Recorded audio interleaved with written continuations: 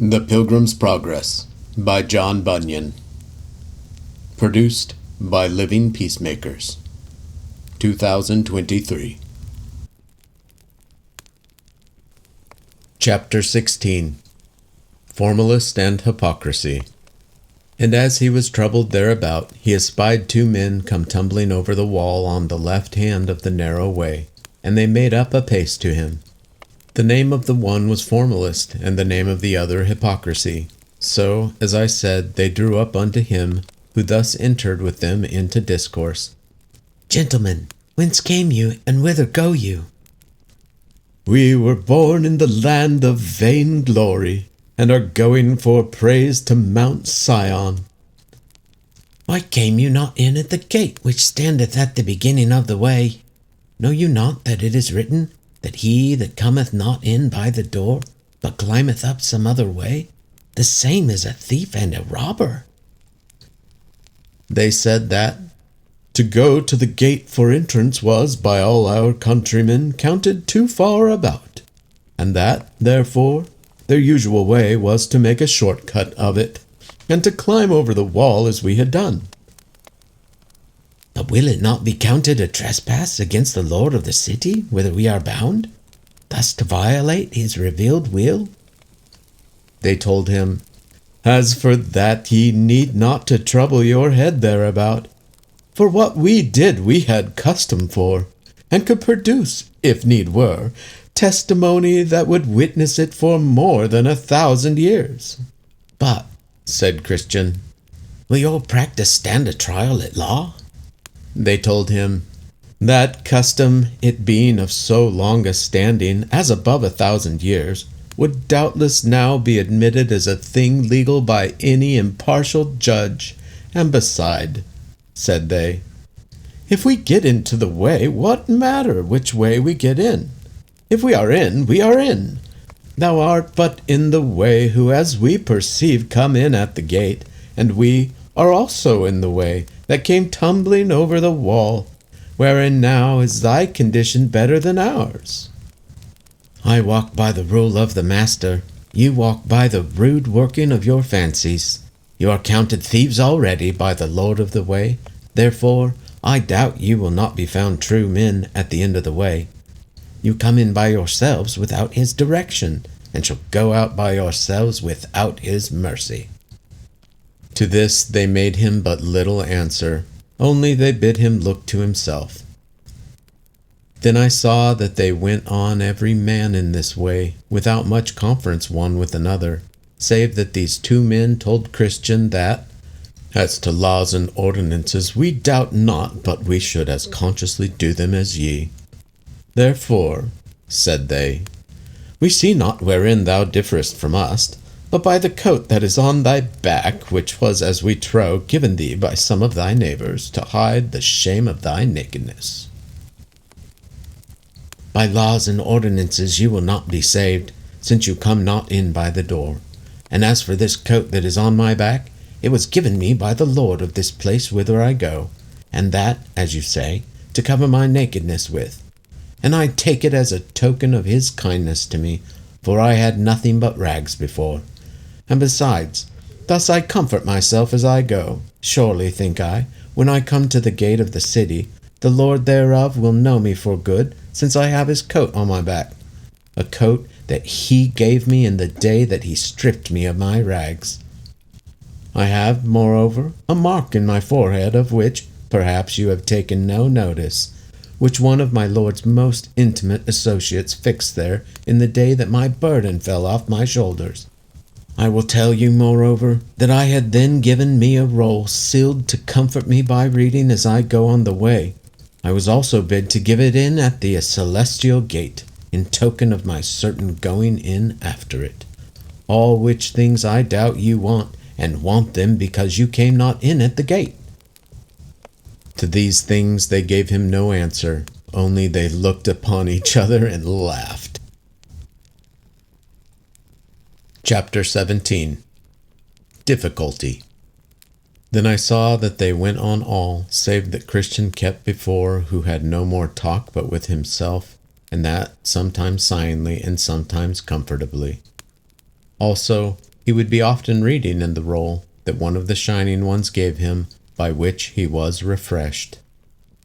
I beheld then that they all went on till they came to the foot of the hill Difficulty, at the bottom of which was a spring. There were also in the same place 2 other ways besides that which came straight from the gate, and one turned to the left hand, and the other to the right, at the bottom of the hill.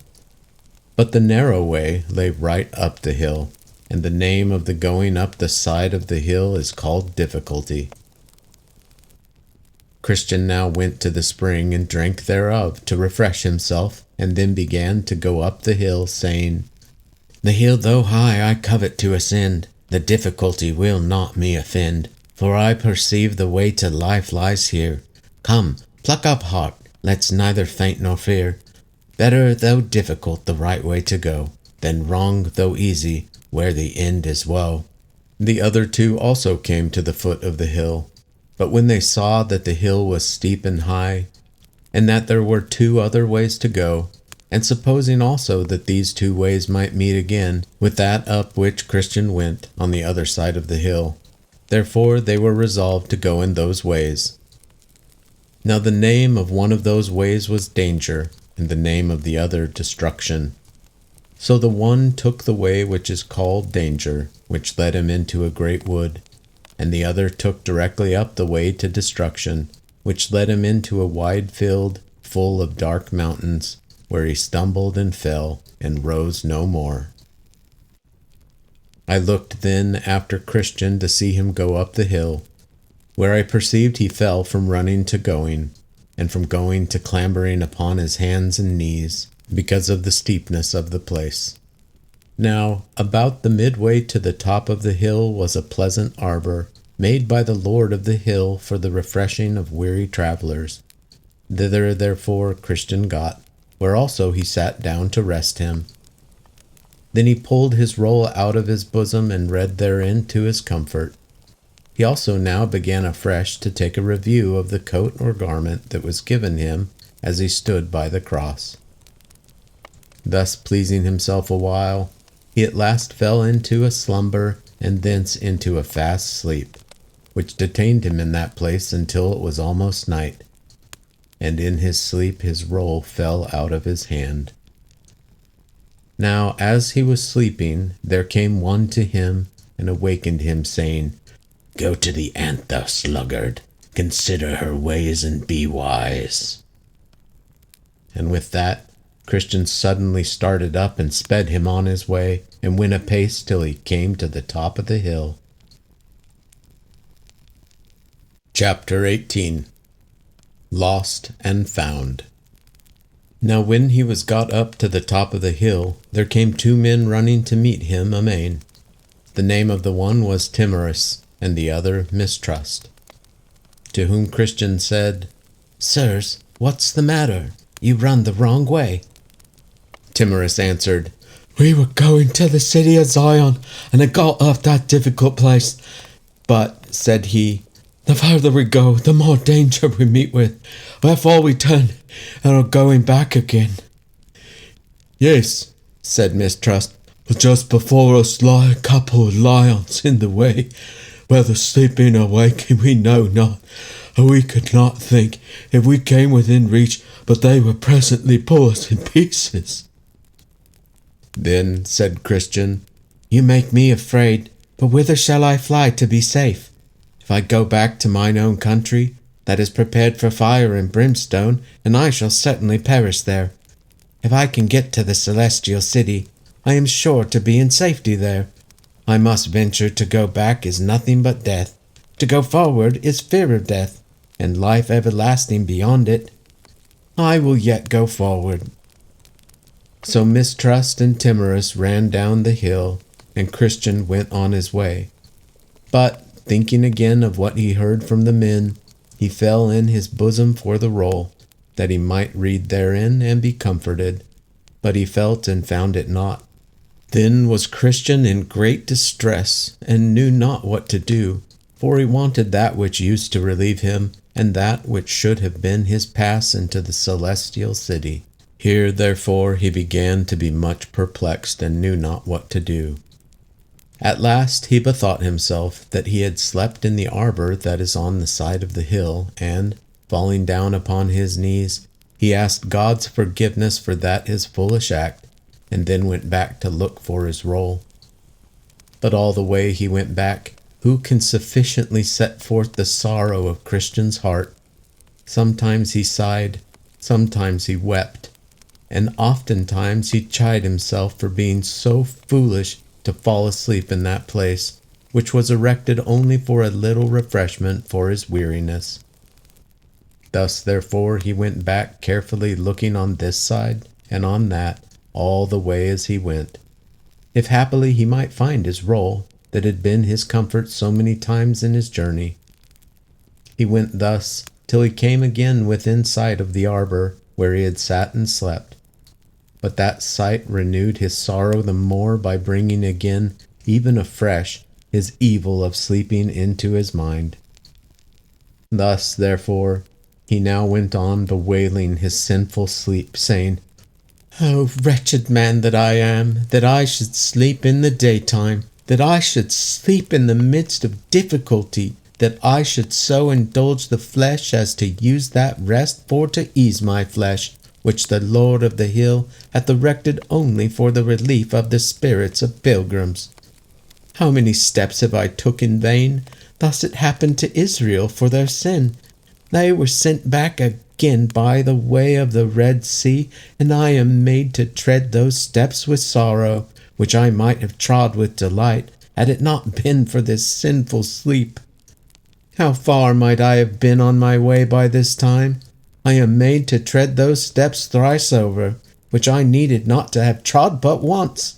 Yea, now also I am like to be benighted, for the day is almost spent. Oh, that I had not slept!"